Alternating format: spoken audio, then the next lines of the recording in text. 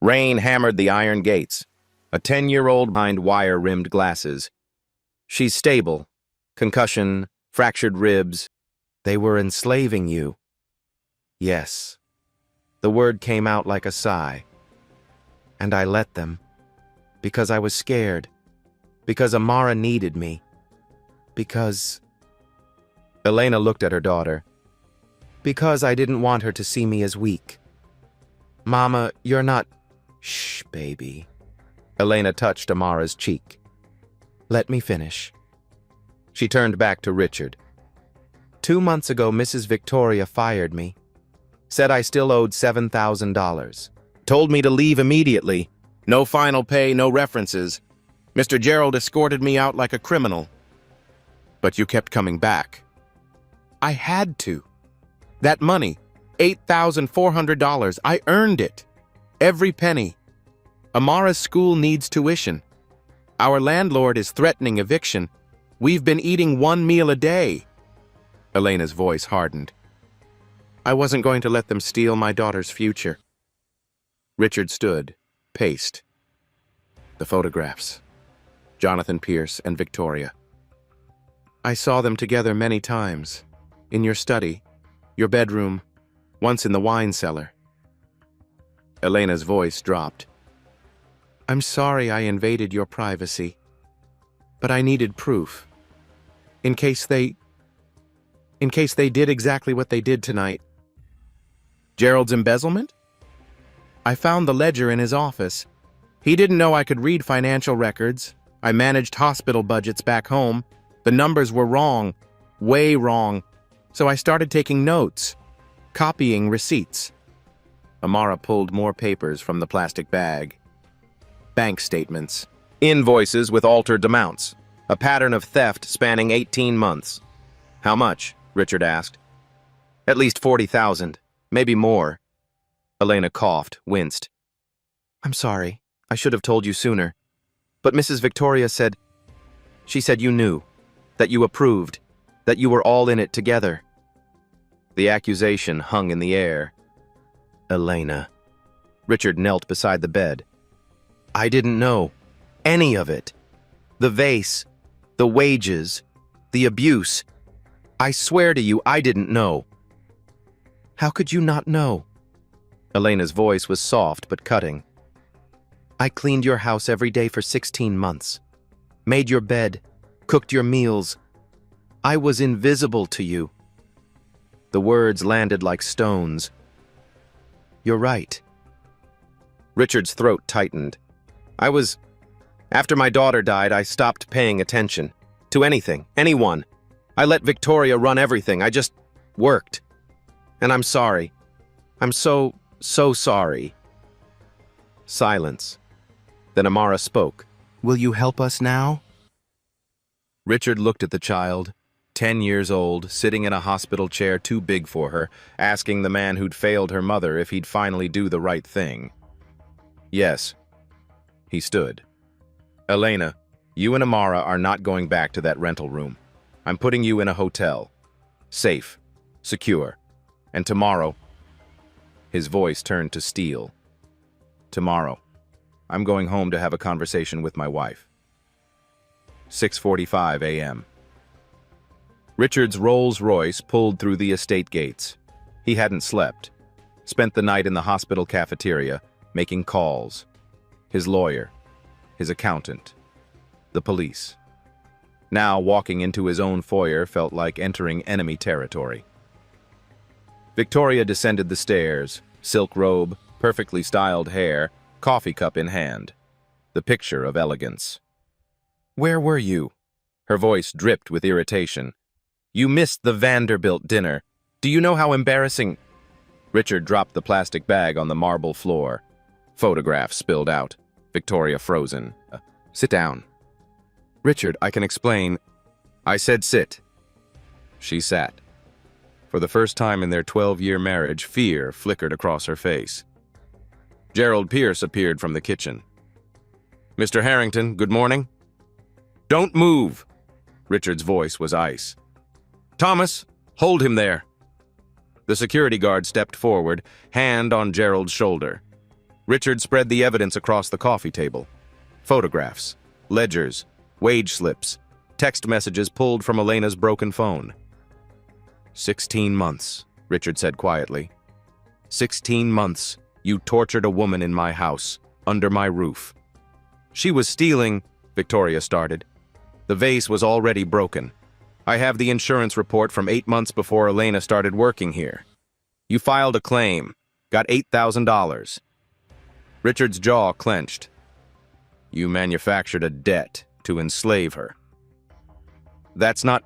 Shut up. He turned to Gerald. You embezzled $127,000, not 40. 127. My accountant found the real numbers. Gerald's face went white. And you? Richard looked at Victoria. You've been sleeping with Jonathan Pierce. Planning what? Divorce? Taking half my assets while you and the Pierce brothers disappear to the Caymans? Victoria's mask cracked. You're being ridiculous. I have recordings. Jonathan's office is under surveillance. Corporate policy, remember? You discussed the whole plan there. Very convenient. The doorbell rang. Richard opened it. 2 police officers. Detective Linda Torres flashed her badge. Mr. Harrington? Come in. Wait, Richard, you can't... Victoria stood. Mrs. Victoria Harrington, you're under arrest for conspiracy to commit assault, labor trafficking, and wage theft. Detective Torres pulled out handcuffs. You have the right to remain... This is insane! Victoria's voice rose to a shriek. That woman is lying. She's a con artist. Richard, tell them... Gerald Pierce, the second officer moved forward. You're under arrest for assault and battery, embezzlement, and criminal threats. Gerald lunged for the door. Thomas tackled him. They went down hard. A lamp shattered. Get off me! You don't know who you're dealing with! Gerald thrashed. My brother is a lawyer! He'll sue every one of you! Your brother is next, Detective Torres said calmly. Jonathan Pierce is being picked up at his office as we speak. Handcuffs clicked. Victoria turned to Richard, desperation replacing rage. Please, we can fix this. Just you and me. Send them away. We'll pay the woman whatever she wants. Her name is Elena. Fine. Elena. We'll give her money. Make her sign an NDA. You're not listening. Richard's voice was quiet, deadly. You beat a woman unconscious and threw her in an alley like trash, in front of her 10-year-old daughter. There is no fixing this. Camera flashes exploded outside. News vans lined the driveway. Thomas had tipped off the media. You'll regret this, Victoria screamed as officers led her out. I'll take everything. Your reputation, your company, everything. The door closed. Silence. Richard stood alone in his 14,000-square-foot mansion. Empty. Cold. His phone rang. The hospital. Mr. Harrington? Elena is being discharged. She's asking, should she go back to her rental? No. Richard grabbed his coat. Tell her I'm coming. Tell her she's coming home. The Bentley Hotel, 14th floor, suite 1408. Richard knocked. Amara opened the door, wearing clothes 3 sizes too big, courtesy of the hotel gift shop. Mr. Harrington! She threw her arms around his waist. Elena sat on the couch, freshly showered, face still swollen but cleaned. A nurse had just left. Fresh bandages, pain medication, discharge papers. How are you feeling? Like I was hit by a truck. Elena tried to smile, winced. But alive. Thanks to you. Richard sat across from her. Victoria and Gerald were arrested this morning. Jonathan Pierce is in custody. It's over. Elena's good eye filled with tears. I can't believe it. I mean, I hoped, but I didn't think you'd actually do it. You didn't think I would? You're rich. She's your wife. I'm just a housekeeper. You're a person who was tortured in my home while I looked the other way. Richard's voice cracked. I'm sorry, Elena. I'm so sorry. Amara climbed onto the couch beside her mother. What happens now? Elena asked quietly. That's why I'm here. The social worker said you were going back to your rental. I can't let you do that. Elena stiffened. Mr. Harrington, we're grateful, but we're not charity cases. I'm not offering charity. I'm offering justice. He leaned forward. I have a townhouse in Riverside, 3 bedrooms, separate guest apartment with its own entrance. It's been empty since my daughter died. I want you and Amara to stay there, while you recover, while we figure this out. We can't afford rent. No rent. You don't owe me anything. This is me correcting a crime that happened under my roof. Elena shook her head. People will talk. Billionaire and his housekeeper living together. Let them talk. Richard met her eyes. Elena, do you have anywhere else to go? Silence. Our landlord evicted us last week, Amara said softly. We've been sleeping at the laundromat. That's why Mama went to the house. She needed money for a shelter deposit. Richard felt like he'd been punched. Please, he said, let me do this one thing right. Elena looked at her daughter. Amara nodded. Okay, Elena whispered, but just until I find work. I won't be a burden. You were never a burden. You were just invisible to a man who stopped looking. 3 days later, Richard's townhouse in Riverside. Warm, modest. A neighborhood where kids played on sidewalks and people waved hello, missus. Anya Volkov, Richard's longtime housekeeper, showed Elena and Amara the guest apartment. 2 bedrooms, small kitchen, living room with a couch that didn't have springs poking through. Is this real? Amara touched the walls like they might disappear. Very real, little one. Anya smiled. You stay as long as you need. That night, Amara and Elena slept in actual beds. Clean sheets, no sirens, no fear. Elena cried herself to sleep, not from pain, from relief. 1 week later, Richard's home office. He'd been working remotely, couldn't stomach going back to the estate. His lawyer, Marcus Chen, sat across from him, files spread across the desk. The police forensic accountant finished. Gerald didn't embezzle $40,000. Or even $127. How much?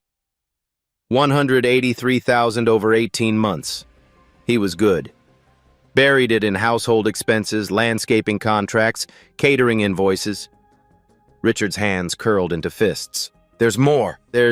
We found 3 previous housekeepers, before Elena, all women of color, all settled with NDAs and small payouts after similar incidents.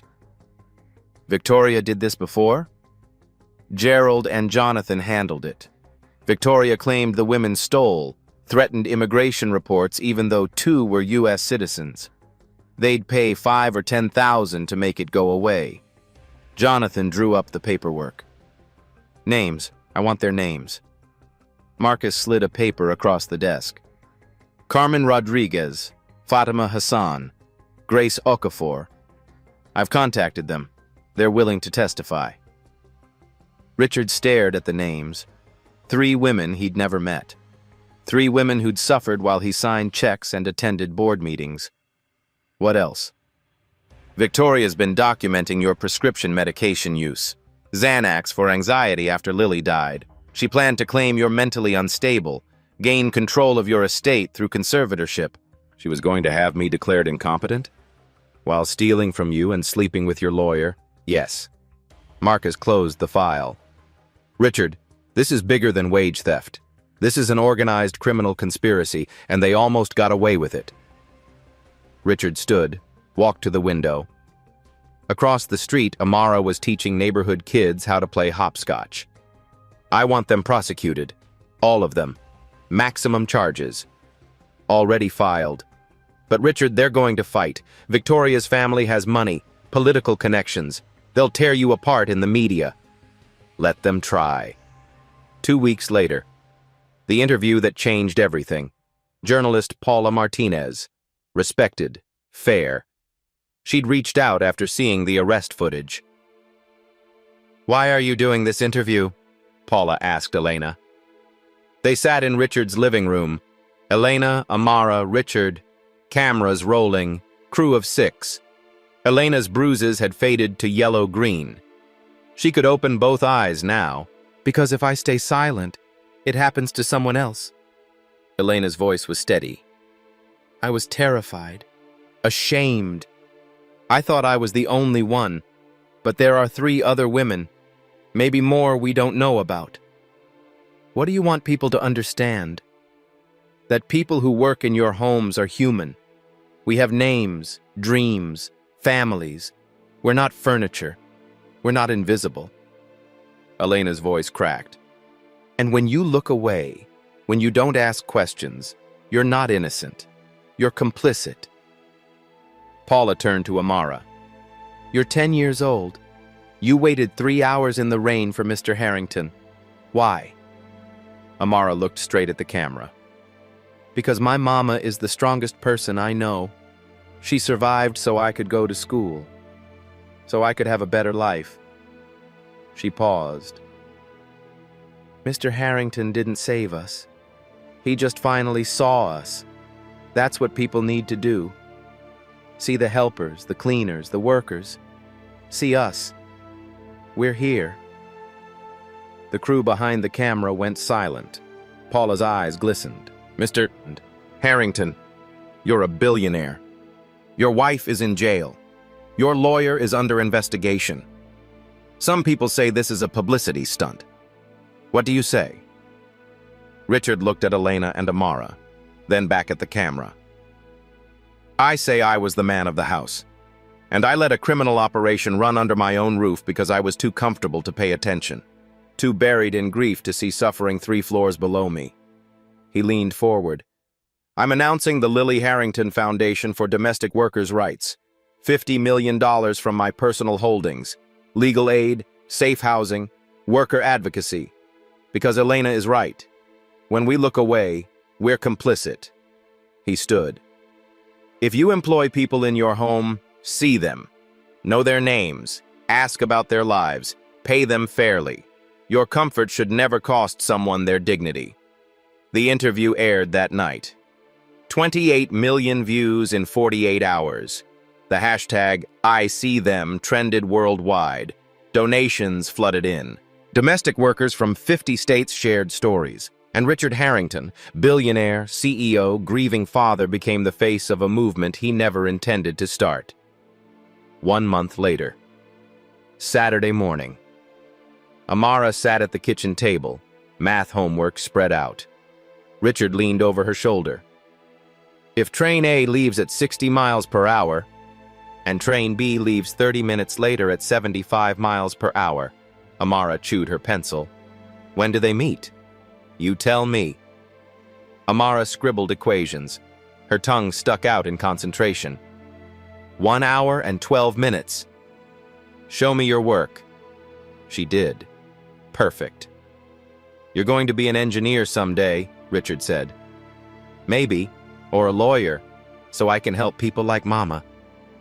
Elena appeared in the doorway, dressed for her first day at Mercy Hospital, part-time nursing assistant position. Dr. Rebecca Hartman, an old colleague, had vouched for her despite the employment gap. How do I look? Elena smoothed her scrubs. Beautiful, Richard said, then caught himself. I mean, professional, very professional. Amara giggled. Elena's cheeks warmed. Thank you. For everything. The interview helped. Dr. Hartman said half the hospital staff saw it. You earned that job yourself. Still. Elena picked up her bag. I start paying rent next month. I insist. Elena. I insist, Richard. The first time she'd used his first name. I need to do this. For me. He understood. Okay, but the market rate, nothing inflated. Deal. She left. Richard watched through the window as she walked to the bus stop, shoulders back, head high. You like her, Amara said. Richard turned. What? You look at Mama the way Daddy used to look at her, before he died. Amara, It's okay. Mama likes you too. She smiles now. Real smiles. Not the fake ones she used with Mrs. Victoria. Richard sat down, suddenly unsure. Your mother and I, we're just... friends? Amara raised an eyebrow. 10 years old, going on 30. Yes, friends. Okay. She returned to her homework. But Uncle Richard? Yes. Friends are good. We didn't have any before. Now we have you and Mrs. Anya and Mr. Thomas. It's nice, having people who see us. Richard's throat tightened. I see you, Amara. Both of you. I promise I'll never stop seeing you. She smiled, went back to train problems. Outside, storm clouds gathered. Richard's phone buzzed. Unknown number. He ignored it. 3 miles away, in county jail, Victoria Harrington handed a phone back to her sister Margaret. It's done, Margaret said. The investigator starts tomorrow. Victoria smiled. Let's see how much he loves his little charity project when the world thinks he's a predator. The tabloid hit newsstands Tuesday morning. Billionaire's secret family.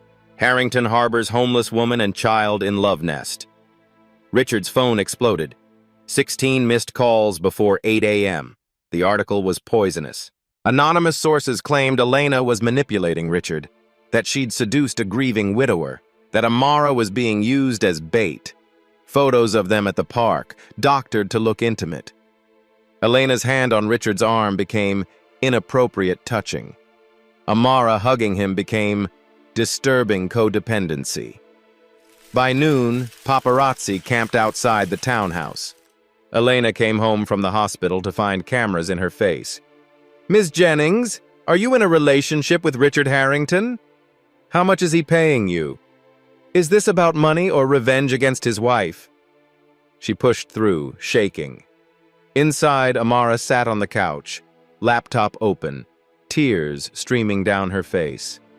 Mama, they're saying horrible things about you. About us. Elena looked at the screen. Comment sections filled with venom.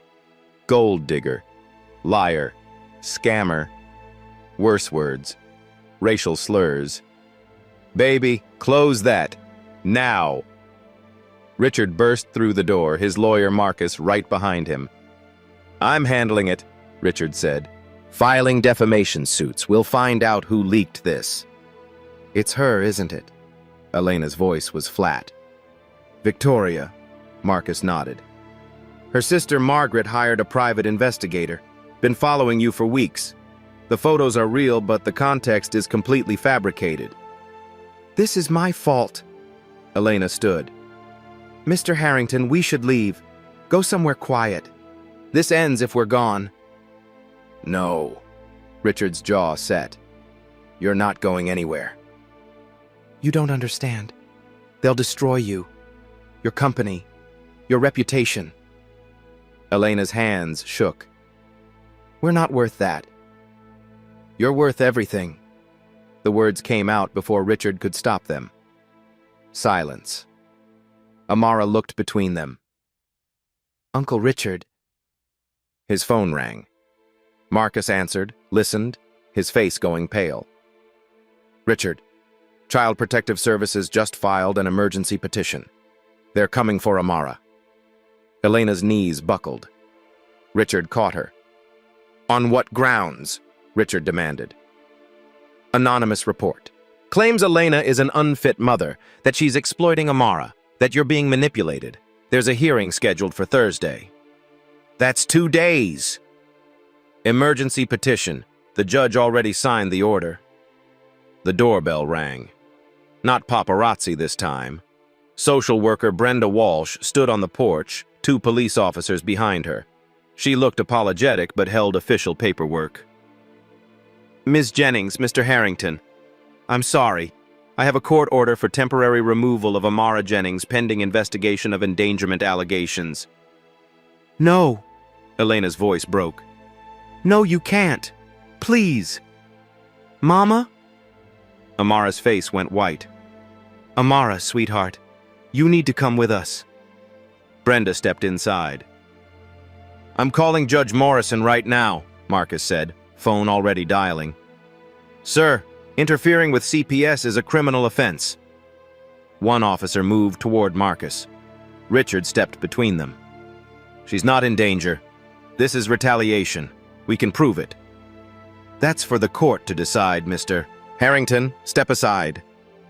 Amara backed away. No, you promised. You said they couldn't take me."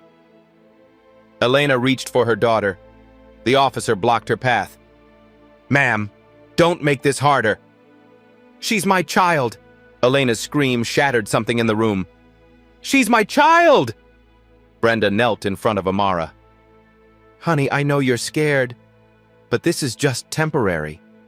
Until we make sure you're safe." "I am safe! I'm with my mom!" Amara's voice cracked. "Please don't do this, please!" "I'm sorry." They led Amara toward the door. She fought, screaming. Elena tried to follow. The second officer held her back. "Mama! Mama!" "Baby, I'm here. I'm right here." The door closed. The van pulled away. Elena collapsed.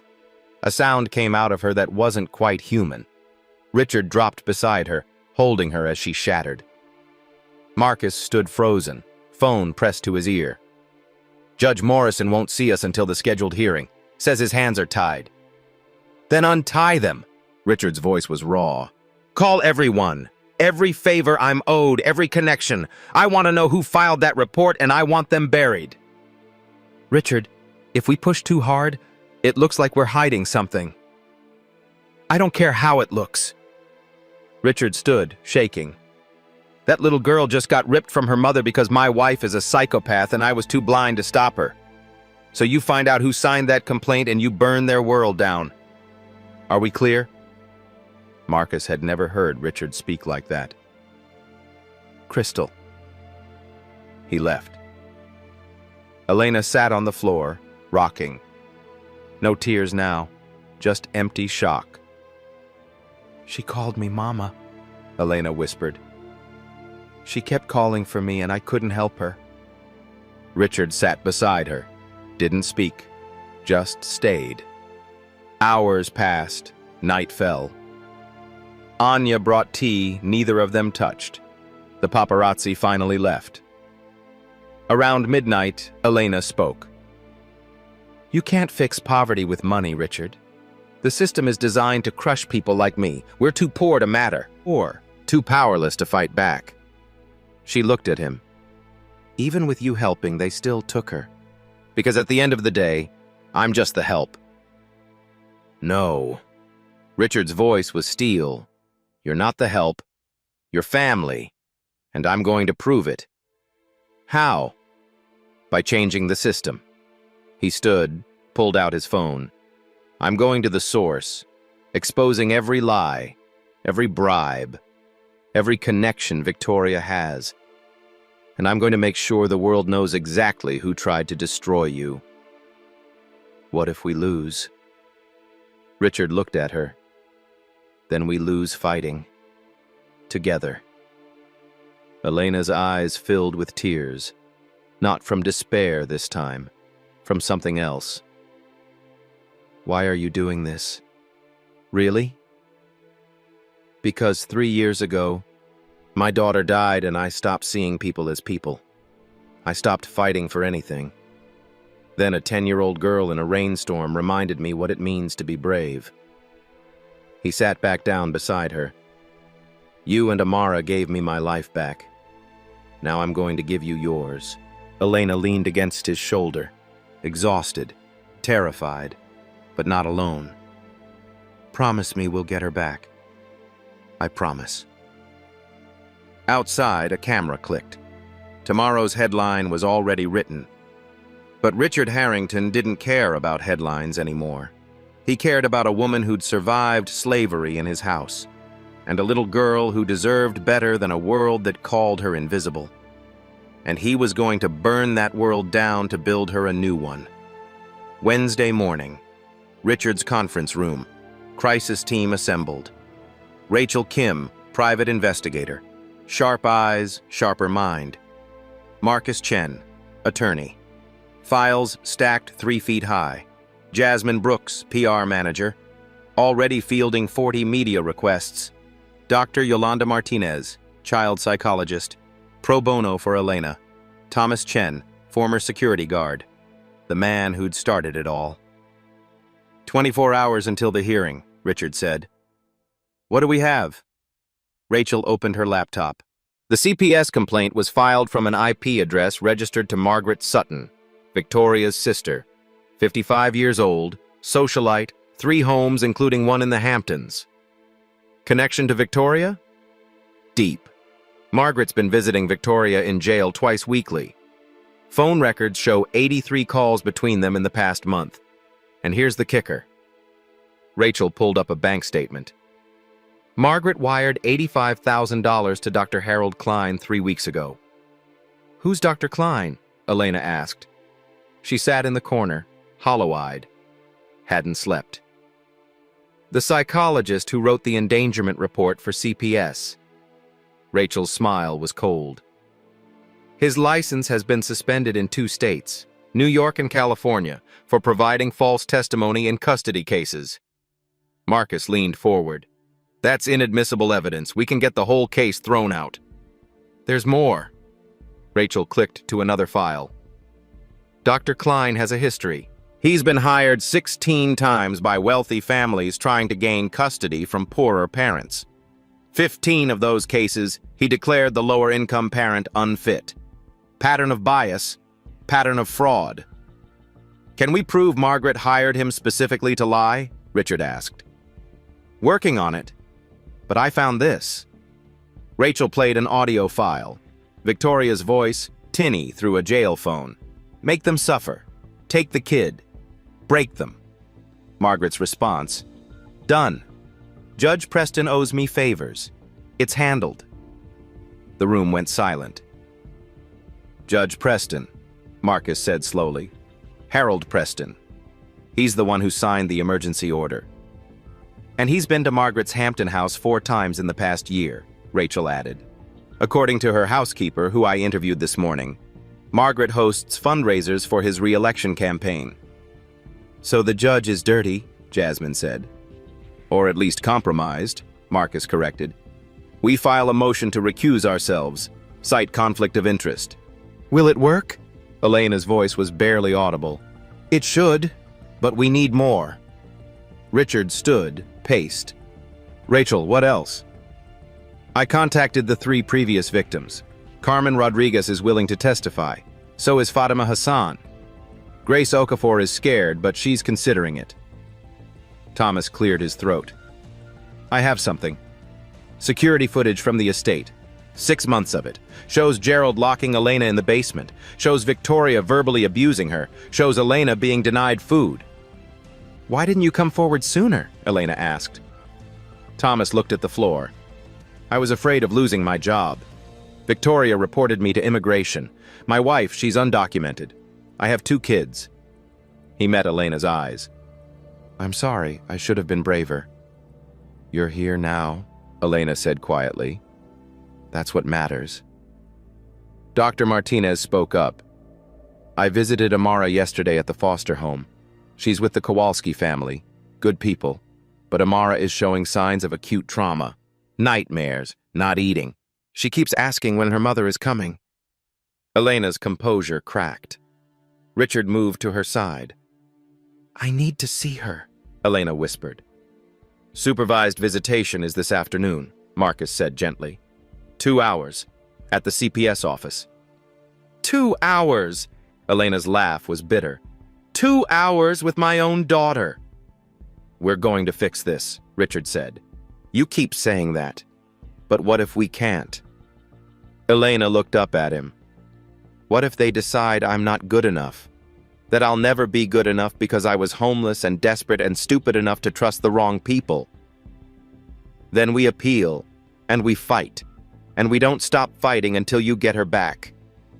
Jasmine interrupted. We need to go public. Controlled narrative before they spin this further. Show the evidence. Expose Margaret and Klein and Preston. That's risky, Marcus warned. Could prejudice the case. Or it could save it, Rachel countered. Public pressure works. The ISE Them movement is already mobilizing.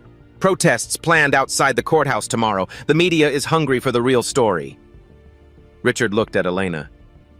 It's your call. Your story to tell. Elena stood, wiped her eyes. Then let's tell it. All of it? Jasmine asked. The abuse, the slavery, the conspiracy? All of it. Elena's voice hardened. If my suffering can help one other mother keep her child, then it's worth it.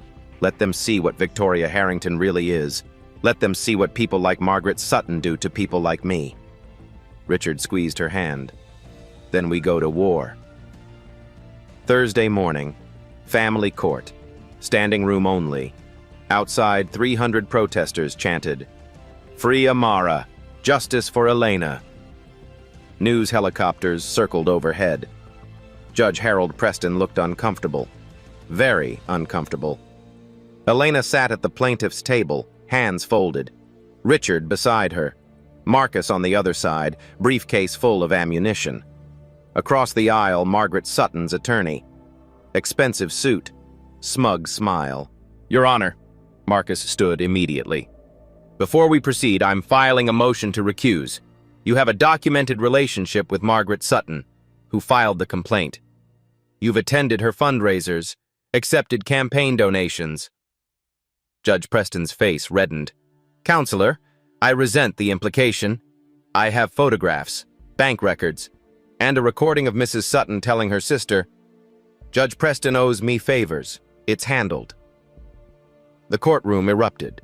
Another judge, Maria Santos, entered from chambers. Judge Preston, a word. They disappeared. 15 minutes passed. Judge Preston returned, ashen. I'm recusing myself. Judge Santos will preside. He left. Judge Santos, 60 years old, iron-gray hair, zero patience, took the bench. Let's proceed. Mr. Chen, present your case. Marcus nodded.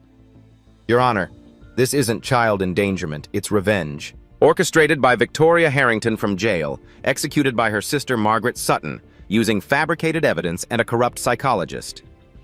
Serious allegations. Serious proof. Marcus called Rachel Kim.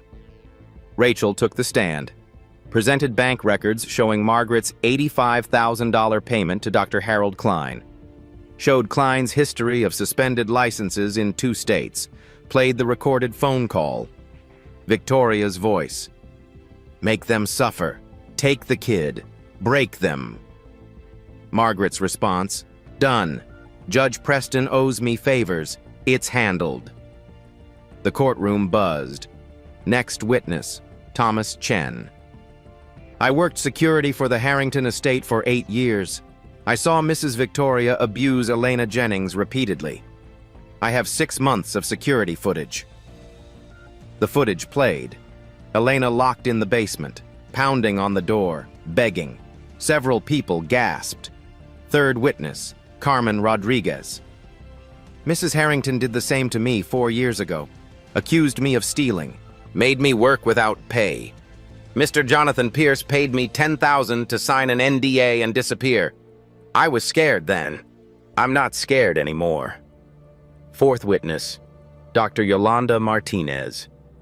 I conducted an independent evaluation of Amara Jennings. She's well-adjusted, intelligent, with a strong bond to her mother. She shows no signs of manipulation or abuse. Dr. Klein's report is professionally negligent. She presented test results, interviews, drawings Amara made, all showing her mother as protector. Removing this child was traumatic and unjustified. Amara needs to be returned to Elena Jennings immediately. Judge Santos turned to the defense. Does Mrs. Sutton wish to testify? Margaret stood. Designer dress. Dripping contempt. Yes, Your Honor. She took the stand, denied everything, called the evidence fabricated, claimed she was protecting an innocent child from a gold digger. Marcus stood for cross-examination. Mrs. Sutton, you wired $85,000 to Dr. Klein. What was that payment for? A donation, to support his work with at-risk families. At-risk families? Marcus pulled out Klein's case history. You mean wealthy families taking children from poor parents? That's 94% of his caseload. I don't know what you're implying. I'm implying you paid him to lie. Marcus played another recording. Margaret's voice speaking to Klein. I need that report to say she's dangerous, unstable. Make it clinical but damning. Klein's response. For $85,000, I can make her sound like Charles Manson. The courtroom exploded. Margaret's face drained. That's out of context. The full recording is 40 minutes, Your Honor. Mrs. Sutton and Dr. Klein discuss exactly how to fabricate evidence, how to destroy Elena Jennings as revenge for her sister's arrest. This is ridiculous! Margaret stood. That woman used her poverty to manipulate a grieving man. She's a con artist. I'm a mother. Elena's voice cut through chaos. Everyone turned. Elena stood, shaking but fierce. I survived your sister's torture. I survived being thrown in an alley. I survived losing everything, but I will not survive losing my daughter to your lies. So call me whatever you want. Poor, desperate, broken, I don't care. Because at least I'm not evil. Silence. Judge Santos spoke. Mrs. Sutton, sit down. Margaret collapsed. Mr. Harrington, you wanted to address the court? Richard stood, walked to the front. Your Honor, I am a billionaire. I have power, resources, the best lawyers. And even I almost lost someone precious because the system can be bought. If people like me can't protect vulnerable families from vindictive attacks, what chance does anyone else have? He paused. The worst evil hides in our own comfortable silence. I was silent for too long. My silence nearly cost Elena everything. Richard's voice strengthened. I'm done being silent. Amara Jennings belongs with her mother. Elena Jennings is not a criminal. She's a survivor, and she deserves justice. Judge Santos let the words hang. Then she spoke. I've reviewed the evidence. The initial report was filed in bad faith using fabricated testimony. Mrs. Sutton, you will be investigated for conspiracy and witness tampering. She turned to Elena. Ms. Jennings, based on Dr. Martinez's evaluation and clear evidence of appropriate care, custody of Amara Jennings is immediately restored to you. Elena's knees buckled. Richard caught her. The gallery erupted. Protesters outside roared. Bailiff, bring in the child! A side door opened. Amara stood there, eyes wide. Mama? Baby. Elena ran, scooped Amara into her arms, both sobbing.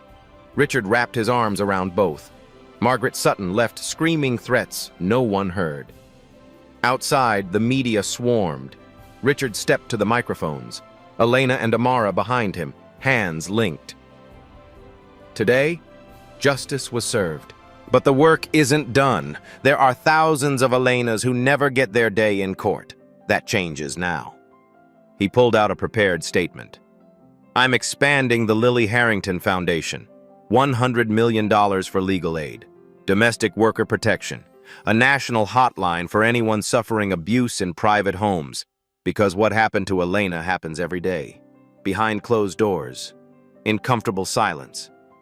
He looked back at Elena and Amara. These two women taught me what courage looks like. Now it's time for the rest of us to be brave enough to see, to speak, to act. The footage went viral in minutes. 20 countries, 40 languages, and in a county jail cell, Victoria Harrington threw her lunch tray against the wall and screamed. 1 year later, Saturday morning, a modest house in a tree-lined neighborhood, Elena's home, purchased with her foundation salary, Richard co-signed. The kitchen smelled like pancakes and coffee. Amara, now 11, flipped batter at the stove. Richard sat at the table reading the newspaper. Elena set out plates, humming. Don't burn them this time, Elena teased. That was one time, Mama. Amara rolled her eyes. and Uncle Richard ate them anyway. They had character, Richard said. The doorbell rang. Thomas Chen and his family, Anya Volkov with pastries, Sunday brunch, found a family filling the small dining room. After breakfast, Amara made an announcement. I got into the accelerated math program, and Ms. Brooks said I can intern at the foundation this summer. Everyone cheered. That's my girl, Elena said. Our girl, Richard corrected softly. Elena met his gaze. Something passed between them. Something growing for months. Later that evening, the Lily Harrington Foundation Gala. 1-year celebration. Statistics displayed on screens. 1,247 workers helped. 89 abusive employers prosecuted. 4.2 million in stolen wages recovered. 34 states are considering workers' rights legislation. Elena took the stage, Director of Survivor Advocacy. Confidence, strong. A year ago, I was dying in an alley.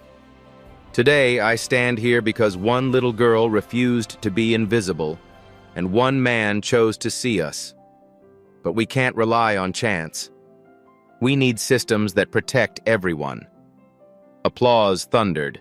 After the gala, the rooftop, city lights below, Richard and Elena alone. We did it, Elena said.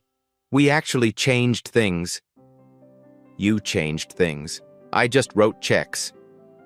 You did more than that. Elena turned to face him. You gave me back my dignity, my daughter, my life. You gave me mine first.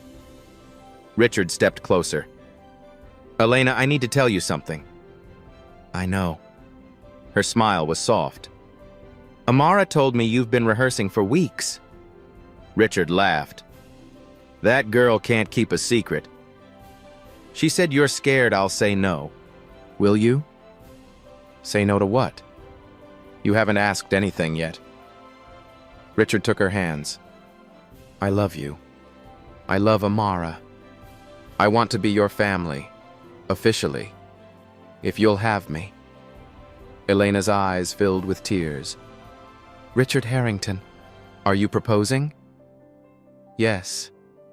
If it's not too soon, or... Elena kissed him. Gentle, real, earned. Yes, she whispered. Yes. They stood holding each other, the city alive below. Inside, Amara watched through the glass, grinned, texted Anya, mission accomplished. Later, they visited the alley, a memorial plaque on the wall. In memory of all invisible workers, may you be seen, heard, and valued. Mama, do you ever wish none of it happened? Amara asked. Elena looked at Richard, at their joined hands. Never, because it brought us here. Richard squeezed her hand. To my family. To family? Amara echoed.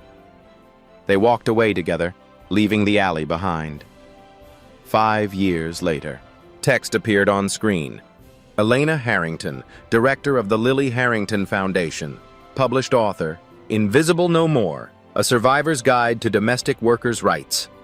Advocates for federal legislation protecting domestic workers nationwide. Amara Harrington, high school valedictorian. Accepted to MIT with full scholarship. Plans to study social justice law. Still volunteers at the foundation every summer. Richard Harrington, divested from luxury lifestyle. Lives modestly with his family. The foundation expanded to 15 cities, protecting over 12,000 workers. Recovered $47 million in stolen wages. Inspired 8 similar foundations across the country. Victoria Harrington, serving year 6 of 15-year sentence. Appeals exhausted. Margaret Sutton, completed 3-year sentence. Fined $200,000. No longer welcome in high society. Dr. Harold Klein, license permanently revoked, under federal investigation. Carmen Rodriguez, Fatima Hassan, Grace Okafor, all employed by the foundation, helping new survivors navigate the system. The screen faded to Richard's voice. People ask me what changed that night in the alley. The truth? I finally woke up. We live in a world where suffering happens in our own homes, and we call it not our problem. But it is our problem.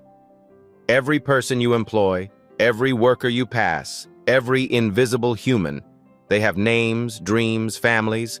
The question isn't, can I help? It's, how have I been ignoring them?